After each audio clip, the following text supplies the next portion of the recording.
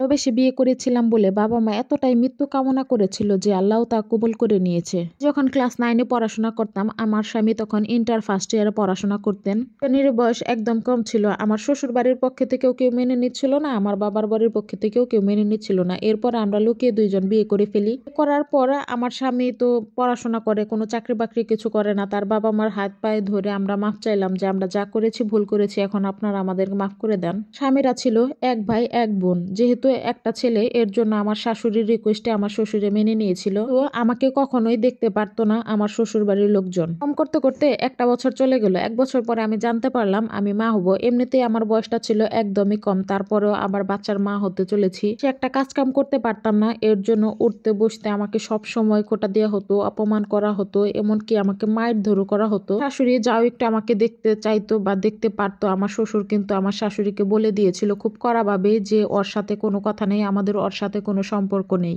আমি যেহেতু ইনকাম করতো না, আমার শ্বশুরের একটা দোকান ছিল বাজারে, সেই দোকানে দিনটা 24 ঘন্টা খাটতো যাতে আমাকে একটু ভালো রাখতে পারে। হাজবেন্ডকে হোস্টেলে দেওয়া হয়, সামনে যেহেতু তার পরীক্ষা, আমার কাছ থেকে দূরে রাখার জন্য তারা তাদের ছেলেকে হোস্টেলে পাঠিয়ে দেয়। সারাদিন বাবার দোকানে কাজ টাজ করে, রাতের বেলা যেয়ে হোস্টেলে ঘুমায়, পড়াশোনা করে। এইভাবে আমাদের দিনকাল চলতেছিল। আমাদের দুইজনকে দূরে রাখার জন্য যত ধরনের চেষ্টা, যত ধরনের কাজ তারা দুইজন কিন্তু করেছে। আলহামদুলিল্লাহ আমার একটা কন্যা সন্তান হলো। এরপরও আমার শ্বশুর শাশুড়ির কিন্তু মন গড়ল না, তার একমাত্র মেয়েকে আদর করবে এটাও কিন্তু তারা মেনে নিতে পারতেন না। পড়াশোনা করতেন কিন্তু বাসার খুবই কাছে একটা কলেজে, তারপরেও তাকে হোস্টেলে রাখা হয়েছে একমাত্র আমার কাছ থেকে দূরে রাখার জন্য। তো মাসুম একটা বাচ্চার মুখ দেখেও তাদের মন গড়ল না, আমাদের দুইজনকে একত্রে দেখতেই পারতো না, একত্রে থাকতেও দিত না। শ্বশুর মশাই তো আমাদের দুইজনকে একত্রে কথা বলতে দেখলেও সবসময় বলতো তুই মর, তুই মরতে পারিস না, কত মানুষ তো মরে যায়, আমার মান সম্মান যা ছিল একদমই নষ্ট করে ফেলেছিস। এরকম কথা শুনে আমার হাজবেন্ডের খুবই কষ্ট লাগতো। মানে তারা নিজের ছেলেকেই বিয়ের পর থেকে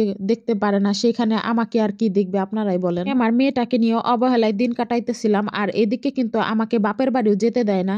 বাচ্চা হয়েছে, এর জন্য বেশি একটা কাজ করতে পারি না। তখন যদি বলি আমি আমার বাবার বাড়িতে থেকে কয়েকদিন চলে আসি, আমার শ্বশুর বলতো কি যদি যাস একবারে যাবি, আর কখনো জানি তোর মুখ না দেখি। করব বলুন, স্বামীকে যেহেতু ভালোবেসে বিয়ে করেছি, তাকে ছেড়ে তো আর যেতে পারি না যতই কষ্ট হোক না কেন। জন্য ছোট বাচ্চাকে নিয়ে আমার যত দূর সম্ভব আমি কাজ করার চেষ্টা করি, তারপরেও তো তাদের মন পায় না। জানি না আল্লাহ তাদের কেমন ধাতু দিয়ে তৈরি করছে, আমার ছোট্ট মেয়েকে কখনো কোলেও নিত না। হাজবেন্ড সবসময় বলতো আমি তোমার জীবনটা নষ্ট করে দিছি, তুমি চলে যাও, আমার কাছ থেকে চলে গেলে তুমি ভালো থাকবা। তো আমি তাকে সবসময় বলতাম থাক, বাবা মা হয়তো বা একদিন ঠিক হয়ে যাবে, আমাদের মেনে নিবে, ইনশাল্লাহ আমরা দুইজনও একদিন একত্র হইতে পারবো। এইভাবে সবসময় আমি আমার হাজবেন্ডকে চুপে চাপে বলতাম। দুইজনকে তো কথাই বলতে দিত না। হঠাৎ একদিন হয়েছিল কি, আমার মেয়েটাকে নিয়ে আমরা দুপুরবেলা দুইজন ঘরের মধ্যে শুয়েছিলাম। আমার হাজবেন্ড চেয়েছিল তার মেয়েটাকে একটু বুকে নিয়ে ঘুমাবে। শ্বশুর মশাই হঠাৎ করে দোকান থেকে এসে দেখলো আমরা তিনজন একত্রে শুয়ে আছি। পরেই তো তার মাথায় রক্ত উঠে গেল, আমাদের কথাই বলতে দেয় না, সেখানে আমাদের সাথে একই ঘরে সে আছে। দেখেই তো তার ছেলেটাকে মারা শুরু করলো আমার সামনে, বউয়ের সামনে হাজবেন্ডকে মারতে চলতেছিল, তুই মরতে পারিস না, তুই মরলেই তো আমরা বেঁচে যাই। পর আমার হাজবেন্ড রাগে কষ্টে ঘৃণায় বাসা থেকে চলে যায় তার হোস্টেলে। গিয়েও নাকি তার বন্ধুদেরকে বলতেছিল আমি না আজকে আর বেঁচে থাকবো না, আমার মনে হয় মৃত্যু ঘনিয়ে আসছে, মানে এরকম অনেক কথাই ছিল তাদের বন্ধুর কাছে। বন্ধুরা তো বিশ্বাস করে নাই, ভাবছে এমনিতেই হয়তো বা বলতেছে। পর একটা সময় আমার শ্বশুরের কাছে হোস্টেল থেকে ফোন আসে যে আমার হাজবেন্ড আর এই দুনিয়াতে নাই।